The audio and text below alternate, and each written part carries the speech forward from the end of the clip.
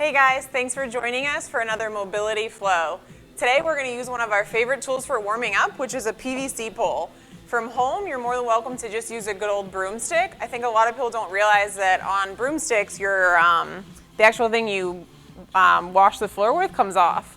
You can just unscrew it and use that. And we've come to realize that a lot through all the virtual training we've been doing, trying to find objects in the house that we can use. So today I'm going to take you through 5 or 6 movements that we use on the regular. A few of them are new and a few of them might be more individualized depending on the client or the one at home dealing with the issues. So regardless, really great movements for everyone.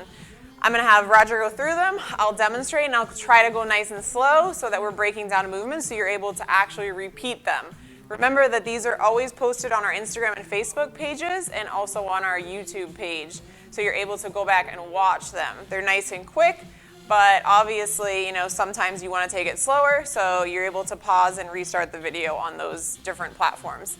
All right, so first what we're going to have Roger do is one of our favorites is up and overs, which is shoulder mobility, right? So Roger's going to extend his arms on the pole as wide as he possibly can. That is requiring the least mobility of the shoulder joint. If you have someone that's super mobile and kind of is like, it's an okay stretch, you would have them bring their hands in narrower, right? Lots of people want to make this happen, and what do they do when they want to make it happen and they don't have the mobility? Yes, right? They unlock their elbows, they just force the movement. You know who you are. So go wider, right?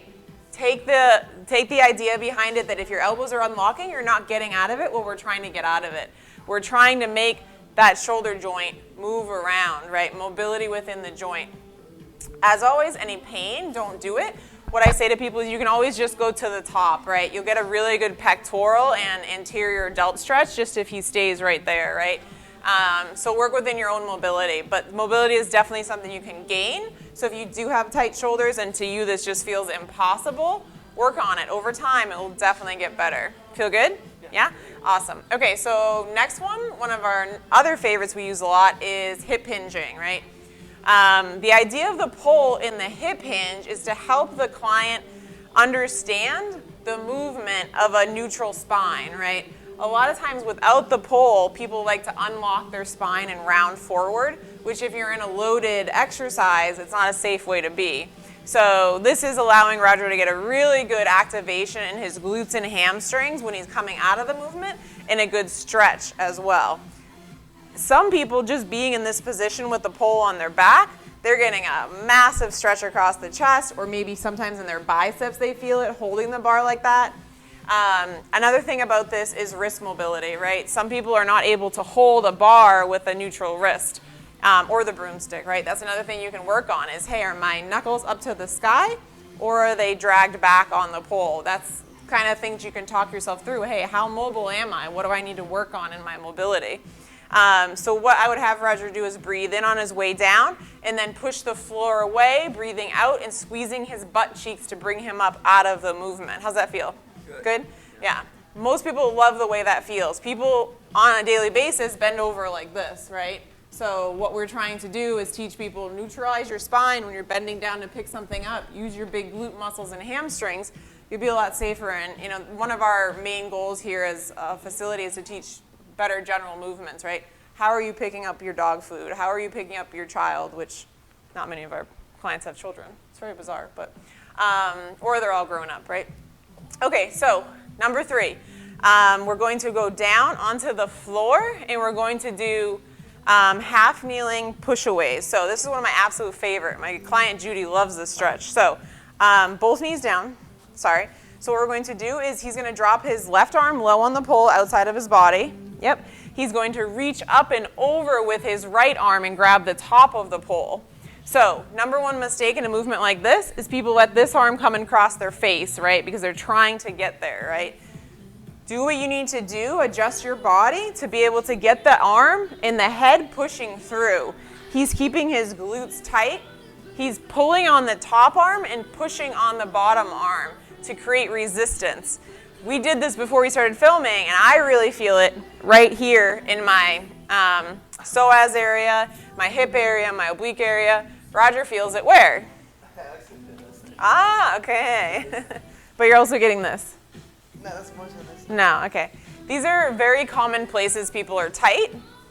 The psoas muscle is a very hard, especially the iliac psoas, muscles that run all the way through our bodies, are a very, very tough place to stretch. I get a really good response with this stretch out from a lot of people. And you might not even know that you're tight there. You know, you might think you have lower back pain, but it's really coming from your psoas or glute pain. It's worth giving it a shot. When we're stretching, we're breathing, right? He's pushing and pulling and he's breathing, preferably through the nose, right? You'll receive more oxygen into the body through the nose than you will breathing in through the mouth.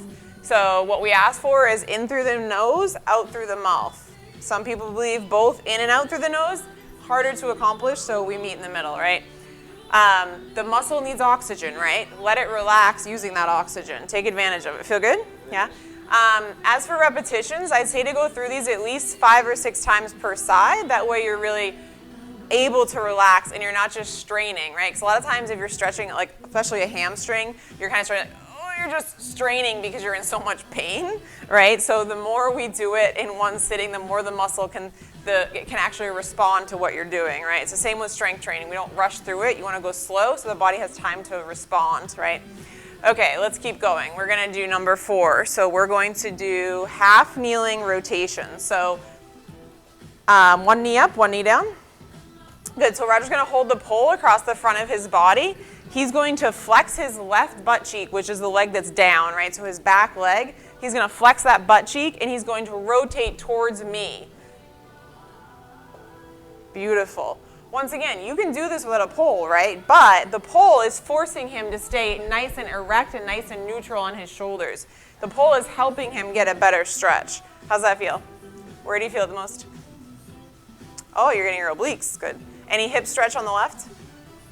So Roger's very mobile. Some people would definitely get, well, it depends on the part of his body, but a lot of people would get a really good left side, so this leg that's down, they would get a really good stretch through here, right? And it's really important then your hip is extended on the left and not bent up. Sometimes people get all cranked up here, right? Make sure, oops, sorry, wrong leg. All cranked up here. Make sure you're extended here and your butt's tight. We do not want to push hard into that extended hip flexor. Hip flexors are short, right? We don't want to force them into the movement. We're trying to just promote them into relaxation or into lengthening, I should say. Beautiful. So he's also digging into this front leg and twisting. He's breathing out as he's rotating. Good. Feel good? Yeah. So rotation, right? The more the spine is able to rotate, the more mobility you have in that area, the stronger all the other muscles around it can be, right? If everything up back there is frozen, solid, it's not going to get much mobility when you're, or it's not going to engage. Other things are not able to engage, right? Because you're lacking mobility. So spine mobility is definitely something we work on a lot. Feel good? Really good. Okay, so this next one's a little bizarre. We're going to go into a child's pose lat stretch. So he's going to take his hands on the back side of the bar, right? His elbows are slightly outside of his hands, so it's a strange little angle. Now, he's going to push back into his hips, and then he's going to push the hands together, right? So he's trying to compress the bar between his hands, which should intensify the stretch in his lats. Do you feel that? Yeah. It's a very weird feeling the first time you do it. I would recommend doing a 10 count in your own head, right? Pushing, breathing, 1, 2, 3, 4. I know you all know how to count to 10, but do it slowly, right? Don't race through it. Once again, maybe 5 to 6 repetitions of something like this. For a lot of people, they're also just child's pose alone, they're going to get that great lumbar and hip mobility stretch. So if he wanted to challenge himself, he would move his elbows further apart. Further apart, yep, keeping the hands, and then pushing in again, right? How's that feel? Yeah, so really intense movement here. Now, if for some reason you don't have a broomstick for something like this, you're pushing in, right? So if you had a foam roller or a book or something stable that you could balance between your hands, it would probably do the same thing.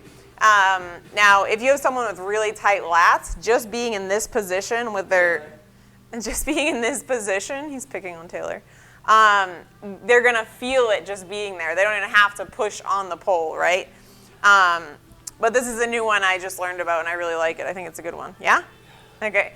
Let's keep going. So we're going to do external hip rotation, which is something I think a lot of people probably go through their whole life not even knowing what external hip rotation is or knowing what they're using it for.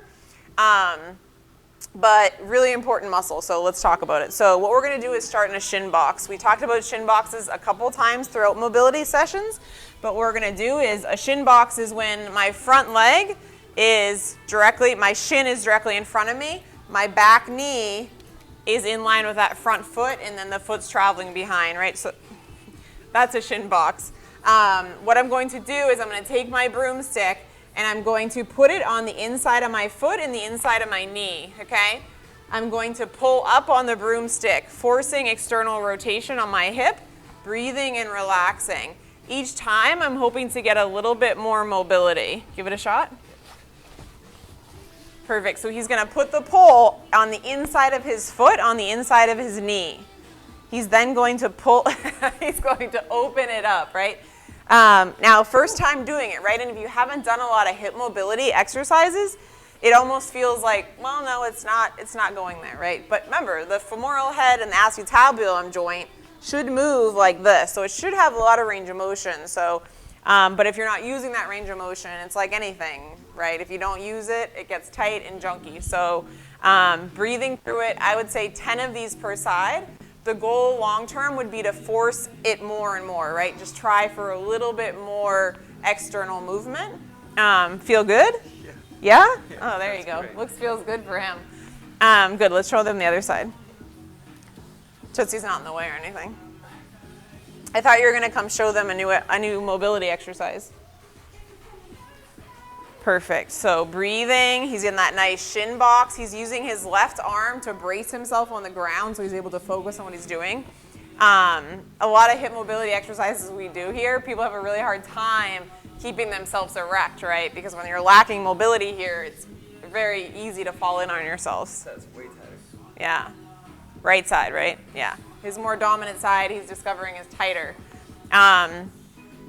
So external hip rotator, which, I mean, that's a very, we don't need to use such big words, but you can just figure, you can see what that means, right? He's externally rotating his hip out. A muscle, I guess I should ask you, where do you feel it the most? Oh, you're not feeling your hip? Yeah, my hip. But on the inside. You're feeling your groin? Yeah. Ah, okay. You're not feeling it up in here. Yeah, so when I do it, I feel it up in here, right? Up in my actual, what we kind of identify as your posterior hip area, up in your glutes. Was that the other side too? Okay, see, everyone's different on where they're getting it. All right, last one we're gonna do is pancake stretch. So Roger's gonna sit nice and wide with his feet in front of him. Awesome. So just the position that I'm gonna have Roger start in might be the max for a lot of people, and that's okay. We're gonna put the pole between both of our feet. So, yep, exactly. In between. Can we put it in between? Nope, so the end of the pole's on the inside of each foot. So go wider with your, there we go.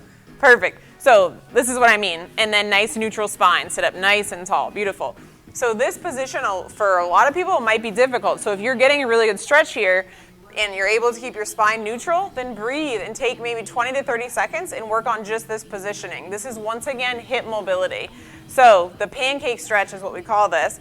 He's going to push the pole away from him, but he needs to keep a neutral spine. You're going to push the pole away from you, but you need to keep a neutral spine.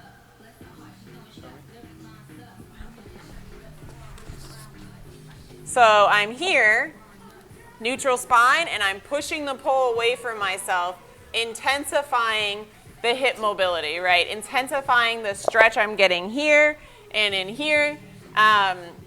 Like I said, this starting position might be difficult for some people, right? The advanced version would be to, once again, sit nice and tall and push, push, push, push, push. Obviously, one Roger needs to practice a little bit, right? Following directions. How's that feel? Tight. Tight. Where do you feel it? Okay, he's staying in the same place he felt the, yeah, external hip. Beautiful. Really good. Excellent. Yeah, good. So those are 6 or 7, I'm not exactly sure, how many broomstick mobility drills that we like to use, and there's hundreds of more stuff that we can go over. But we were doing our best to slow things down and break down the movements so that you're able to actually execute them, trying to actually address to our audience and not just anyone. That's really important for us. So please reach out if you have any questions about the movements. Don't force any of them. Remember, take them easy. We will make sure to list them below when we post so that you're able to kind of connect the movement with the name. I think that's important. And we look forward to seeing you next time and hope you guys are having an awesome week. Stay cool. It's hot out here, at least in Florida. And yeah, take care. Bye-bye.